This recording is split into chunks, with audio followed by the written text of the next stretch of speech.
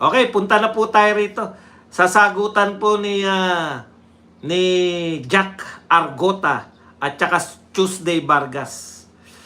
Pakinggan po natin, no? Ito po, reaction to ni Jack Argota doon po sa mga napatay na mga estudyante na naroon po nakita. Umiiyak po yung nanay, no? Nakakaawa kasi yung mga magulang tayo na pinag-aaral mo yung anak mo, tapos scholar ng bayan, UP, di ba? Proud na proud ka pag may UP kang anak. Tapos mababalita OFW yung nanay pala nito. Umiiyak sa ano, no? Mababalitaan mo yun na yung anak mo na napatay sa engkwentro. Okay. Ano man yan, hindi po natin sisisihin ba natin yung mga kabataan na yan? Katulad lang din natin yan na tumututol sa gobyerno. Kaya nga po ang sinasabi ko sa inyo, mag-rally po kayo na mag-rally. Nasa saligang batas po yan. Pwede po kayo mag-rally. Pero yung kayo po ay mamundok, wala po sa saligang batas natin na pag ikaw ay tutol sa pamahalaan, ang pagpapahayag mo ay mamumundo ka na. Kaya doble ingat po tayo. Yung mga magulang po, alamin po natin kung nasan po yung mga anak natin. Okay? So, ito po yung reaksyon ni Jack Argota. Sabi po kilala nyo to si Jack Argota, sikat to yung may bingot. Yung tinatawag natin ngongo. Kung yan yung kapanahunan natin, tawag natin dyan, Jack Ngongo. Pero dahil mga politically correct tayo, po siya, inaruga, pinag-aral, tapos mamamatay lang sa kabundukan dahil napasama sa mga maling tao. Yan. Sabi po ni Jack Argota, UP student ka, tapos sa bundok ka nag-OJT? Anong course dyan, be? BS Major in NPA? O, yan po. Alam niyo naman yan si Jack Argota, nagpapatawa po yan. Magaling po magpatawa yan. Dinaan niya lang po yung kanyang banat dito po sa mga recruiter nitong estudyante na to. Dinaan niya lang po yung banat niya sa pamamagitan ng pagpapatawa. Di ba? Okay. Sinagot po siya ni Tuesday Vargas na parang gusto niyang ipakilala na taga-UP ako. Kahit kumikomediante lang ako, taga-UP ako. Sabi po ni Tuesday Vargas, do not drag the name of the school in your feeble-minded arguments. Hindi NPA ang mga scholar ng bayan. Kilala mo kung sino ka. Ang pahiwatig niya riyan, hindi ako pumapatol sa PWD. Talaga ba PWD yung pagiging ngungo? Parang hindi naman yata. Parang hindi naman po yata PWD yung pagiging ngungo, di ba? Okay. Ito naman po ang sagot ni Jack Argota. Sabi niya, yung mga laos na artista, nagbablogger na lang. Yung mga laos na artista, nagbablogger na lang. At ito pa sinabi, ako ba to? Yung pinaparinggan kasi hindi pinalangalanan eh. Sabi naman po ni Jack Argota, ako ba ito? Kung ayaw mo ko itag, edi ako na lang magtatag sa'yo, Tuesday Vargas. Una sa lahat, hindi ko nila lahat, but you have to admit na meron. Ayun. Okay? Tama naman. Alam niyo po, tama naman yung punto nila eh. Yung UP po ba ay tahanan ng mga NPA? Hindi naman. Napakarami pong graduate dyan na hindi naman naging NPA. Itatama lang po natin yan. Katunayan, ang mga pinakamagagaling nating abogado, maraming magagaling nating abogado, graduate ng UP. Katunayan, maraming politiko natin, graduate ng UP. Kaya hindi po totoo nga na yan po ay tahanan ng mga, yun nga, yung grupo na yun. Okay. Tama rin naman si Jack Argota na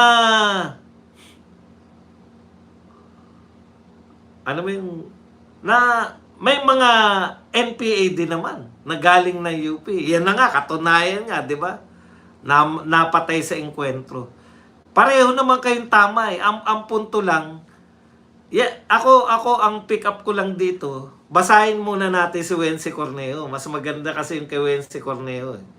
Ito po, nagbigay na po ng direkta at personal na reaksyon ng OPM icon na si Wency Cornejo. Sa mga hindi po nakakakilala kay Wency Cornejo dahil hindi na po siya ganong aktibo ngayon, yung mga kapanahunan po namin, mga kasabayan ko halos yan si Wency Cornejo eh. Si Wency Cornejo po ang sikat na anak ni Mel Chanco. Ayan. Okay. At siya po ang lead singer ng bandang After Image. Kung hindi nyo pa rin kilala yung After Image, siya po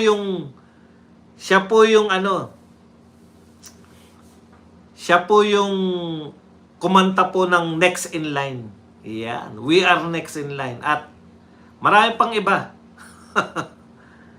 Meron din siyang love song eh. Ayan. Secret. Maraming salamat sa napopogian sa habang may buhay siya rin ba? Habang may buhay. Meron pang kanta na isa eh, yung siya po kumanta na magpakailanman. Yan. Hindi, meron pa.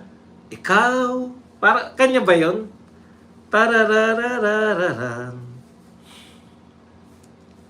Kaya sikat po yung singer na yan. Ito po ang ginawa po niyang, ayun, mangarap ka. So, ang dami palang ang dami palang kinanta niya. Kasi natatandaan ko yan, hindi pa sila sikat lahat. Mga estudyante pa lang din kami noon. Nanonood lang kami sa mga concert nila, mga tour-tour lang sa mga universidad. Kasama niyang kumakanta, mga Dayut, yung Eraserheads, Dayut, Wency Cornejo, ano pa ba isa? Tsaka yung Yano. Panood ko yan sa concert, 4 na banda, no? Ganun lang sila, lang yata, 40 pesos lang yata bayad ko nun eh. Ganun lang po sila pare-pareho nagsimula, patugtog-tugtog lang sa mga university. Kaya maganda rin, no? Tapos natira na lang sa kanila, Eraserheads. Kasi lahat sila, one hit wonder eh. Dayut, isang album isang album, yung Yano, isang album lang din. Ito, tumagal din pero hindi kasi sikat ng Eraserheads. Yan. Napagkwentuhan lang natin. Alam nyo naman, Sabado ngayon, marami tayong pinagkukwento. Ito po ang sinabi ni Wency Cornejo. Nagtapos ako sa UP at ang nakakatawa, kahit noong panahon pa namin, takot na ang mga magulang na papasukin doon ng kanilang mga anak dahil sa pangambang mai-impluwensyahan sila ng mga ideolohiyang makakaliwa. Alam naman lang lahat yan, kaya anong kaguluhan tungkol sa post ni Jack Argota? Totoo naman, aarte pa ba tayong mga isko? Yung isko po, scholar ng bayan. Yan po ang tawag ng UP sa kanila, na inadapt na rin ng naming mga taga-State University. Ano yan, kayo lang ba scholar ng bayan? Kami din, scholar din kami ng bayan. Aarte pa ba tayong mga isko? Kung alam naman nating lahat ang katotohanan. Ayan po yun. Alam nyo, wala po ako idea kung ano man ang paniniwala ninyo. Ito personal ko Wala po akong problema sa anumang paniniwala ninyo. Mas gusto ko nga yung tao na may paniniwala ka, pinaglalaban mo. Halimbawa, si Rowena Guanzon, aminado siya na siya ay dilawan. Okay lang, kagalang-galang siya kasi yung paniniwala niya noon, anti-Marcos na sila. Yung mga dilawan naman, anti-Marcos yan eh. Yung mga kori-kori yan, di ba? Anti-Marcos sila. Ang wala po kong believe, yung kung sino yung nasa power, doon kumakampi yung mga alam niyo yun, yung mga baliktarin. Doon po ako walang believe eh. Pero sa mga tao, kahit ikaw dilawan ka, basta may prinsipyo ka, pinaglalaban mo, worthy opponent ka namin. Pero yung Kalaban mo noon yung Marcos, biglang kakampi mo na ngayon. 'Di ba? Yun po ang mga taong walang prinsipyo. Depende. Doon po ako, yun po ang inaayawan natin, yung ang prinsipyo nila nakadepende.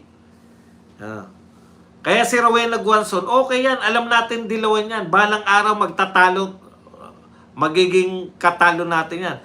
Maaring ginagamit niya lang yung mga Duterte supporters, okay lang din. Talagang ganun ang politika, gamitan eh. Di ba? Lahat ng mga nagsasalita para sa Duterte, okay yan sa amin. Ganun po yun eh. Ganun po ang pananaw natin sa politika. Basta may pinaglalaban ka, kahit kalaban ka namin, nagtatalo tayo ng marangal. Hindi tayo nagsisinungaling sa bawat isa. Okay. Ano yung punto ko? Kung kayo naniniwala talaga sa pinaglalaban nyo, bakit may mga lihim? Bakit nililihim nyo yung...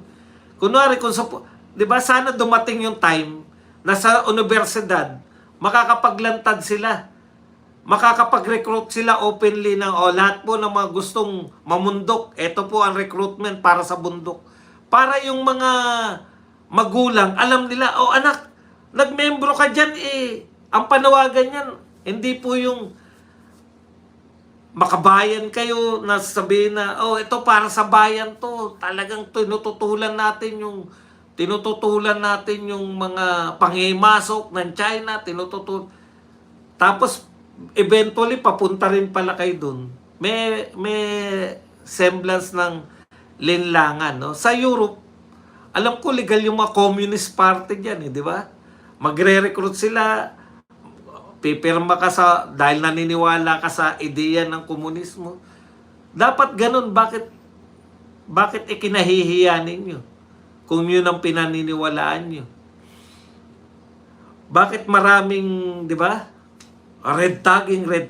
Sila pa yung mga unang tumututol sa red tagging. Yun lang naman yung punto ko ron, no? Kung open sana. Lahat po naman gustong mamundok, eto na po. Dito po, yung recruitment. Walang sisiyan balang araw. Kasi, alam niyo po, ang pagkakaiba po ng mga taga-UP at mga taga-state colleges and universities, karamihan po dyan, matatalinong estudyante, karamihan po, honor student nung sila po ay mga estudyante sa high school. Bago ka maging honor student sa high school, may mga extracurricular activities ka. Halimbawa, miyembro ka ng Math Society, miyembro ka ng Araling Panlipunan Society, Social Studies, miyembro ka ng Science Club, miyembro ka ng choir. Kasi may puntos po yun eh. So, sanay po yung mga magulang na yung mga anak nila may extracurricular. Tayo pong yung mga magulang po na hindi po honor student ang mga anak. Po tiyang alam lang nila pagkatapos ng klase, wala na yan, di ba? Magbubulakbol na. Ganun po. Kaya po, nagtataka kayo minsan, bakit hindi nalalaman ng mga magulang? No? Bakit hindi nalalaman ng magulang na anong tawag doon? Na re-recruit na pala yung anak nila. Akala ng mga magulang extracurricular activity yun. Sanay po yung mga magulang ng mga honor student na may ginagawa sila sa mga bahay ng kaklase nila. Tayo, nung tayo mga estudyante, pag nagpaalam tayo, alam nyo na, di ba? Ano lang yan, is either mag-inuman kayo o meron kang ligaw.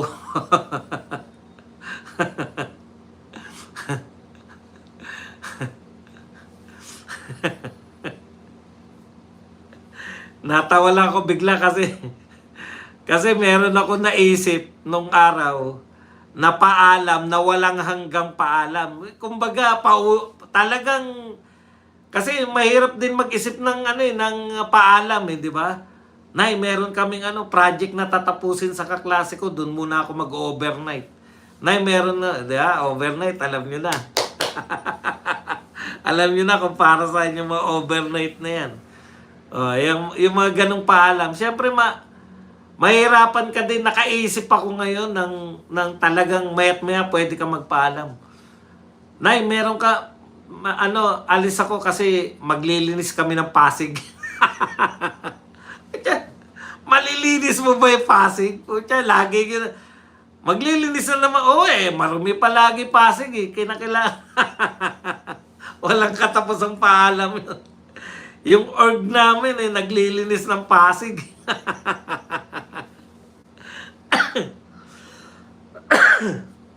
Hindi nga po.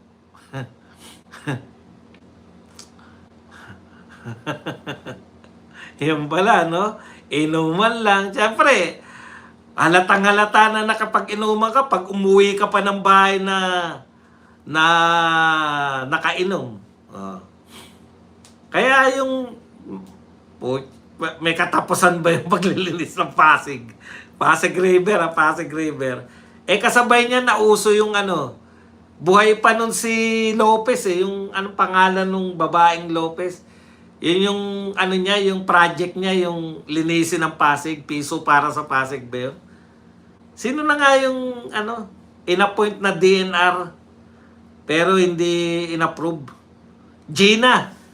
Di ba si Gina Lopez, kasabay pa yan, di ba? Pucha, okay yan. Sabay. Lilinis ba kayo? Linis ka ng Pasig. Ewan ko lang kung may katapusan yung paglilinis ng Pasig na yun. Okay, yun lang yung masakit kasi masakit sa magulang yun na akala mo honor student yung anak mo. Tapos akala mo para pa sa school yung ginagawa. Dahil nasanay ka. Nung high school, nasanay ka na busy yung anak mo sa extracurricular. Yung pala, busy pala sa ibang bagay na yung anak mo. Okay.